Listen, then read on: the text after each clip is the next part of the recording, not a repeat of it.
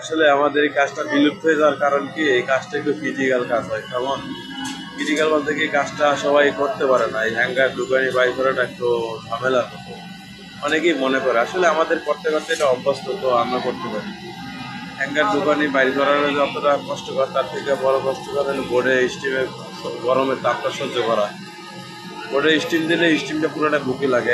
এটা তো আমাদের বেগম টেবিল, তো বেগম টেবিল বলতে কিছু মোটর আছে, যে মোটরটা হাওয়াটা নিয়ে নেয়।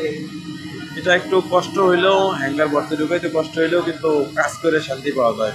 নিজের একটা স্বাধীনতা বলতে একটা জিনিস আছে। হ্যাঙ্গারে কাজ করলে একলাই স্লিপ একলাই বোর্ড করা লাগে। আর যখন বডি আর কি, আর যখন যদি বোর্ডে কাজ করতে যাই, বোর্ডে কাজ করতে গেলে একটা স্লিপ ম্যানের উপর নির্ভরশীল থাকতে হয়, কারণ স্লিপ ম্যান ছাড়া বোর্ড প্রোডাকশনে কাজ করে আগাম যায় না। আমাদের এই হ্যাঙ্গারে তো একালাই, আর প্রোডাকশনের কোয়ালিটি আলহামদুলিল্লাহ আমরা মনে করি এটাই আমাদের কাছে বেস্ট কোয়ালিটি। বোর্ডে হয়তো কি দুই পাটটা স্টিম দিয়ে একটু মনে হয় ভালো, কিন্তু আহামরি যে বেশি ভালো, আহামরি ভালো হয় না।